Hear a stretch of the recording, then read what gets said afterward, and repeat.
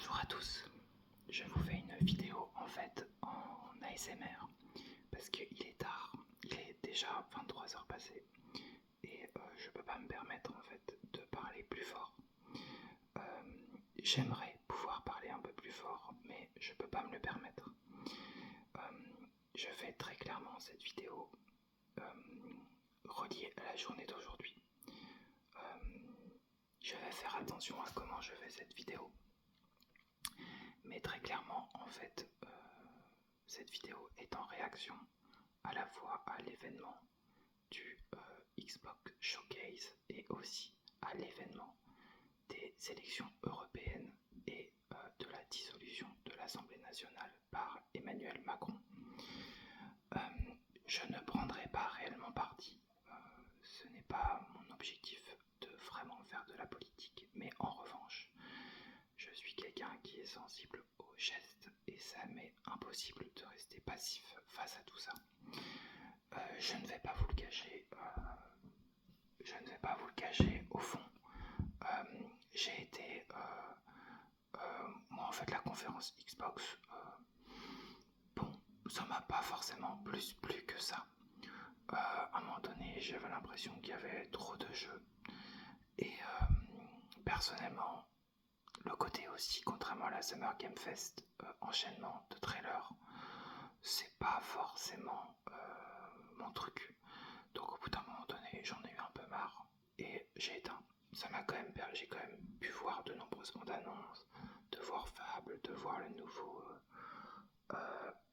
comment ça s'appelle, le Fable.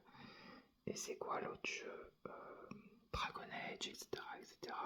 De voir aussi des studios comme Soundfall Interactive de Montpellier faire le jeu là avec le crocodile. C'est intéressant. Le studio aussi qui a fait, je me rappelle plus, c'est un studio canadien. En fait, il y a comme ça, il y a divers studios assez intéressants. Mais d'une manière générale, le côté enchaînement, en fait, je sais pas comment vous dire. À un moment donné, c'était trop pour moi. Et du coup, je suis passé à autre chose, je suis passé aussi aux élections. Et en fait, ce que je voulais dire par rapport à ça, c'est que pour moi, très clairement, j'adore Naruto. Naruto, pour moi, c'est magnifique. L'œuvre de Kishimoto, elle est magnifique. Elle est magnifique parce qu'elle parle de l'humain. Elle parle du rassemblement humain. Le rassemblement autour de valeurs communes, en fait. Et moi, ça me parle beaucoup. Vous voyez, là, je suis en train de vous parler avec autour de moi plein de livres. J'avais genre envie de les ouvrir pour essayer de trouver sur le moment des citations. Mais en fait, c'est super compliqué de faire ça. C'est assez délicat, il y a beaucoup de livres différents que j'ai. Et là, j'ai devant moi un livre d'Alexandre Joly, un petit traité de l'abandon. C'est assez joli ce qu'il dit. Tant que nous dilapidons notre énergie qui est faible certains jours à vouloir refaire le monde, nous passons à côté de la joie du moment présent et de ce qui nous est donné. Alors, je sais pas si je suis vraiment totalement d'accord avec lui. Je pense qu'il y a des moments donnés où il faut être dans des gestes et que ces gestes doivent se connecter avec le présent. Il y a des moments donnés où il faut faire ce genre de gestes. Moi, je suis absolument pas quelqu'un qui donne des conseils ou quoi, mais je trouve qu'il y a un moment donné, l'engagement c'est important là, l'engagement humain, le rassemblement autour de vraies valeurs communes et de réfléchir à un moment donné autour de ça. C'est un peu comme la thématique de regarder la Xbox Showcase et en fait de se dire bah non c'est parfait, je vais pas critiquer. Bah non, en fait on a le droit de développer une pensée critique, on a le droit d'essayer de penser autrement. Parfois il y a des événements qui peuvent être inquiétants, qui peuvent être l'occasion tout d'un coup de créer de vrais rassemblements et de vraies espérances. Et pour moi l'espérance sera toujours en lien avec l'ouverture et pas la fermeture, avec l'humain, l'acceptation, l'équilibre et pas le rejet. Pour moi, ces notions-là, ces valeurs, elles se retrouvent dans toute la beauté du monde. Elles se retrouvent dans les plus beaux mangas. Si Naruto avait été une œuvre fermée, le manga serait nul. Naruto, c'est un manga qui va plus loin que les frontières. C'est un manga qui travaille la différence. C'est un manga qui travaille l'amour. C'est un manga qui travaille la haine, la colère. Et c'est pour ça que Naruto est parce qu'il pense autrement, il va vers le cœur, il va vers l'essentiel, et à un moment donné, il y a des événements qui font qu'on ne peut pas faire autrement, il faut pouvoir dire ces choses-là. Et moi, j'ai envie de prendre le temps cette fois-ci, je m'en fiche s'il y a du silence et des blancs. Je ne peux pas, en fait moi c'est pas possible d'avoir une chaîne comme ça de jeux vidéo et juste parler de choses comme ça, et à un moment donné, il y a des choses importantes. Il faut les dire. La seule chose, c'est que moi, je veux respecter tout le monde. Donc, je veux garder une parole qui soit assez haute, on va dire. Tac, tac, tac. Ah, il y a un texte là de Lao Tzu, c'est pas mal. Le sage redoute la gloire comme l'ignominie. Son corps lui pèse comme une grande calamité. Qu'entend-on par ces mots? Il redoute la gloire comme l'ignominie. La gloire est quelque chose de bas. Lorsqu'on l'a obtenue, on en est comme rempli de crainte. Lorsqu'on l'a perdue, on est comme rempli de crainte. C'est pourquoi l'on dit « Il redoute la gloire comme l'ignominie ». Qu'entend-on par ces mots? Son corps lui pèse comme une grande calamité. Point d'interrogation. Si nous éprouvons de grandes calamités, c'est parce que nous avons un corps. Quand nous n'avons plus de corps, quand nous sommes dégagés de notre corps, quelle calamité pourrions-nous éprouver? C'est pourquoi lorsqu'un homme redoute de gouverner lui-même l'Empire, on peut lui confier l'Empire. Lorsqu'il a regret de gouverner l'Empire, on peut lui remettre le soin de l'Empire. Voilà. De toute façon, pour moi il est évident. J'aimerais retrouver à un moment donné un texte de Gilles Deleuze que j'aime beaucoup. L'histoire de la philosophie a toujours été l'agent de pouvoir dans la philosophie et même dans la pensée.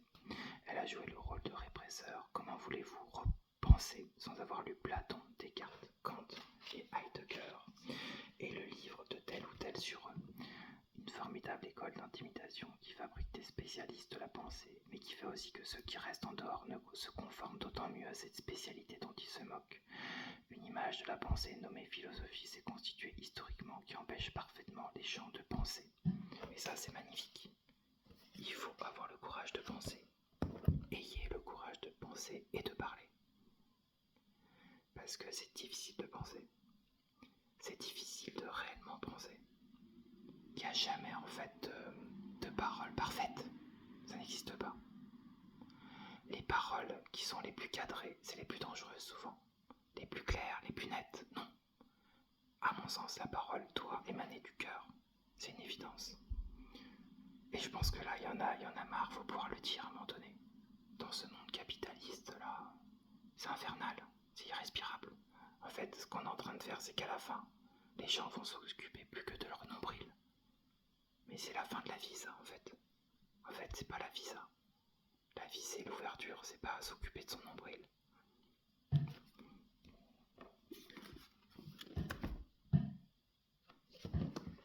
Je vais lire quelques lignes de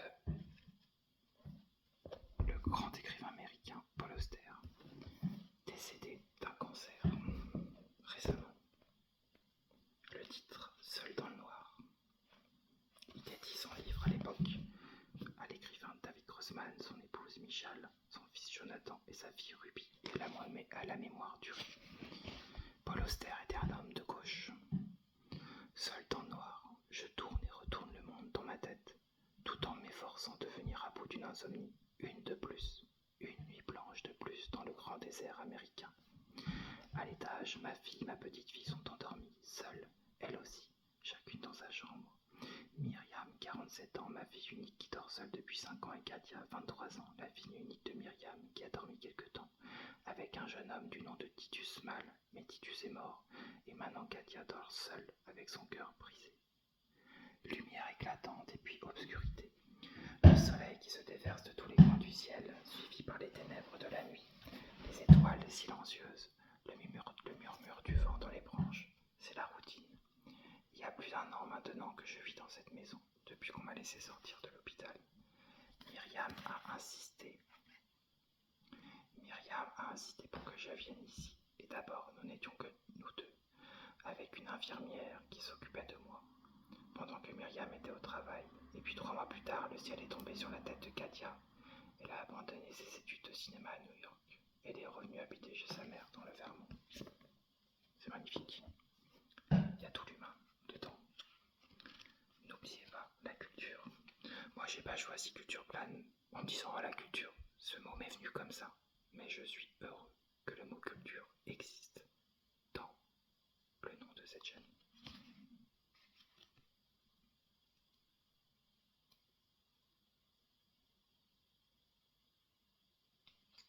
Je regarde d'autres choses.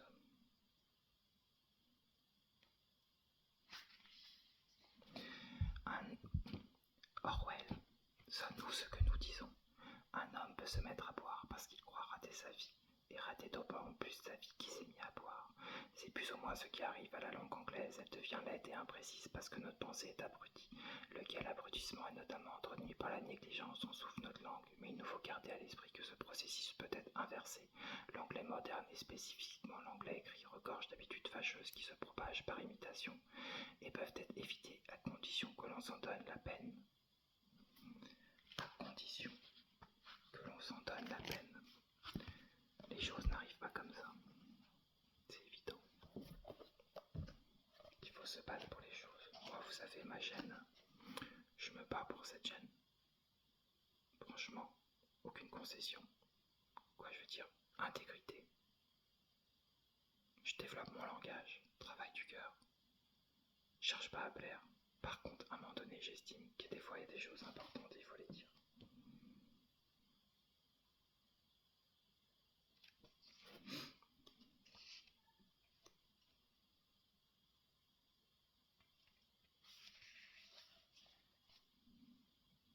Je regarde d'autres choses.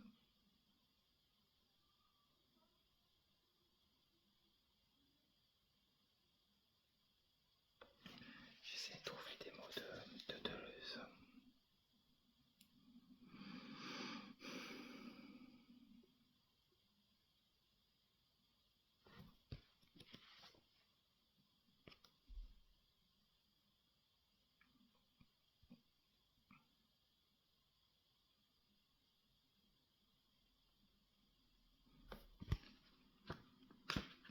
Deleuze qui cite Bob Dylan, le grand Bob Dylan. Je vais lire cette chanson de Bob Dylan. Oui, je suis un voleur de pensée. Non pas, je vous prie, un preneur d'âme. J'ai construit et reconstruit sur ce qui est en attente. Car le sable sur les plages découpe beaucoup de châteaux. Dans ce qui fut ouvert avant mon temps. Un mot, un air, une histoire, une ligne, clé dans le vent pour me faire fuir l'esprit et fournir à mes pensées renfermées un courant d'arrière-cour. Ce n'est pas mon affaire, m'asseoir et méditer, à perte et contemplation de temps pour penser des pensées qui ne furent pas du pensé, pour penser des rêves qui ne furent pas rêvés, ou des idées nouvelles pas encore écrites, ou des mots nouveaux qui iraient avec la rime. Et je ne m'en vais pas pour les règles nouvelles puisqu'elles n'ont pas encore été fabriquées, et je crie ceux qui chantent dans ma tête, sachant que c'est moi et ceux de mon espèce qui les feront, ces nouvelles règles. Si les gens de demain ont vraiment besoin des règles d'aujourd'hui, alors rassemblez-vous tous, procureurs généraux. Le monde n'étant qu'un tribunal, oui, mais je connais les accusés mieux que vous, et pendant que vous vous occupez à mener les poursuites, nous nous occupons à siffloter. Nous nettoyons la salle d'audience, balayons, écoutons, clignant de l'œil entre nous. Attention, attention, votre tour ne va pas tarder. Bob Dylan écrit et dessine. Et Deleuze dit orgueil et merveille, modestie aussi de ce poème de Bob Dylan, il dit tout. Professeur, je voudrais arriver à faire un cours comme Dylan organise une chanson. Étonnant,